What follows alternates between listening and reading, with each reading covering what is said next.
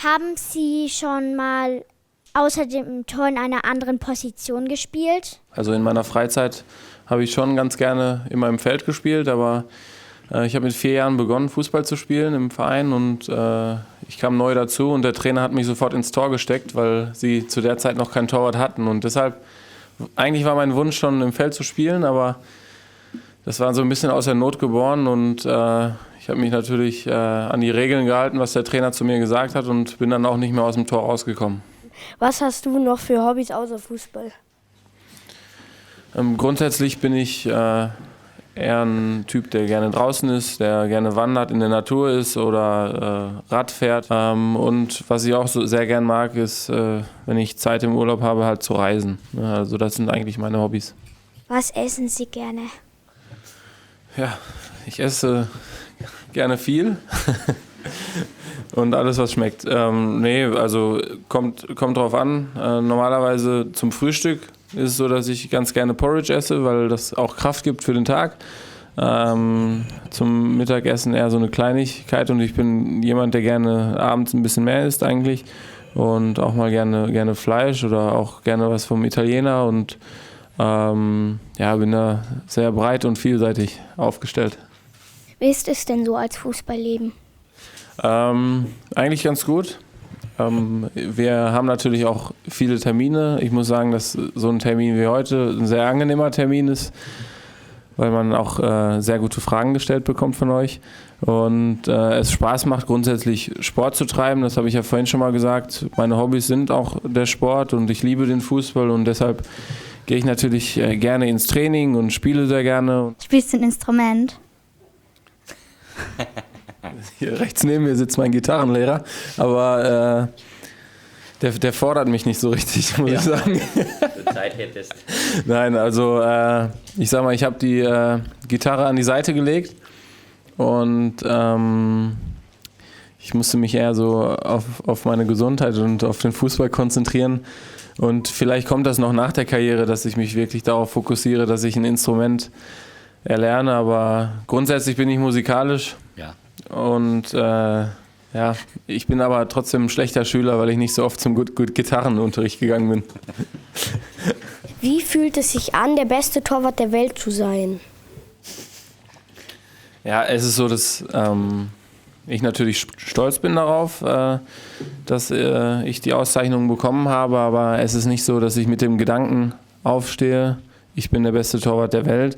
Das ist ja sowieso etwas, was man nicht so über sich sagt, sondern da gibt es einen Wahlausschuss. Diejenigen bestimmen dann, irgendjemand muss der beste Torwart der Welt sein und die fanden mich, glaube ich, ganz nett und sympathisch und haben auch gesehen, dass ich die Sache ganz ordentlich mache und haben dann gesagt, jetzt ist es der Manuel Neuer. Und bei mir ist es so, dass ich dann schon stolz bin auf den Titel, aber weiß, dass ich es den Teamkollegen zu verdanken habe, weil wir eine gute Saison gespielt haben und weiß, dass es auch vielleicht im nächsten Jahr ganz anders ausschauen kann. Was hättest du gemacht, wenn du nicht Fußballprofi geworden wärst? Dann hätte ich mein Abitur zu Ende gemacht und hätte sehr wahrscheinlich auch was im Sport gemacht. Ich denke, dass ich Sport studiert hätte auch in Köln und in welche Richtung das dann gegangen wäre, das weiß ich nicht. In der 9. Klasse muss man ja auch so ein Berufspraktikum machen und ich war bei einem Beda-Zentrum in Gelsenkirchen und habe da 3 Wochen in der Physiotherapie auch gearbeitet. Aber ich glaube nicht, dass ich diese Schiene gegangen wäre. Wie viele Paar Handschuhe brauchst du in einer Saison? Okay, das ist auch eine gute Frage. Wir sagen jetzt mal, ich würde jede Woche 2 Spiele machen. Ne? Und das Jahr hat ja 52 Wochen und wir würden halt komplett durchspielen, ne? So kann man es, glaube ich, am besten rechnen. Dann würde ich 2 Handschuhe für eine Woche brauchen. Das heißt, ich würde, wenn jede Woche 2 Spiele wären, würde ich, glaube ich, 104 Paar Handschuhe in einem Jahr tragen. Also wenn es keine Pause geben würde. Was ist es für ein Gefühl, Weltmeister zu werden? Ja, das ist ein unbeschreibliches Gefühl. Das war ein fantastisches Spiel erstmal, aber die Zeit wollte eigentlich gar nicht vergehen. Also nach dem Treffer von Mario Götze, als er das Tor erzielt hat, bis hin zum Abpfiff, das hat sich angefühlt, als wenn Stunden vergehen. Man wartet eigentlich nur darauf, dass der Schiedsrichter abpfeift, und als er dann abgepfiffen hat, dann wollte man es auch erst wahrhaben. Also es war nicht so, dass ich hundertprozentig dann daran geglaubt habe, als der Mario das Tor erzielt hat, sondern erst dann, als der Schiedsrichter wirklich mit dem Abpfiff das Spiel beendet hat, und dann war wirklich klar, jetzt ist es geschafft, und es war unglaublich. Da fällt eine Riesenlast von einem ab, und ja, man weiß immer noch ganz genau, was dann in dem Augenblick passiert ist und was für eine Bedeutung das Ganze hat. Wer hat dich dazu angespornt, dass du schon mit 4 Jahren Fußball gespielt hast? Ja, ich denke, dass ich das selber war. Meine Eltern haben mich dann dabei unterstützt, wobei der wirkliche Wunsch, jetzt zu einem Fußballverein zu gehen und sich dort anzumelden, kam von mir, und sie haben ja gemerkt, dass ich immer mit dem Ball gespielt habe, egal ob drinnen oder draußen, und meine Mama war ja manchmal ein bisschen sauer vielleicht, weil die Blumen kaputt gegangen sind oder aber auch mal eine Vase im Wohnzimmer.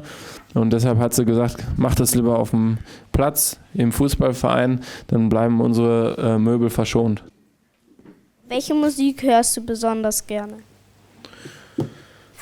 Wer weiß es? Du hast gesagt, du weißt es. Ja.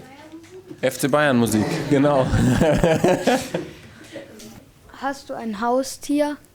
Ja, wir haben einen Hund zu Hause, einen Jack Russell Mischling, 10 Jahre alt, und macht mir sehr viel Spaß, gerade bei Spaziergängen oder auch beim Wandern und auch daheim und grundsätzlich. Was hast du in den letzten Monaten gemacht, als du verletzt warst? Ich habe mich natürlich behandeln lassen. Ich habe an meiner Verletzung gearbeitet und auch an meiner körperlichen Fitness gearbeitet. Es ist so, dass ich natürlich nicht sehr viel belasten konnte, jetzt meinen linken Fuß, aber es gibt schon verschiedene Dinge, die du trotzdem für deinen Körper tun kannst, um die Fitness zu erhalten. Und ich habe sehr viel im Fitnessbereich gearbeitet mit unseren Fitnesscoaches, und es hat mir auch sehr viel Spaß gemacht und ist auch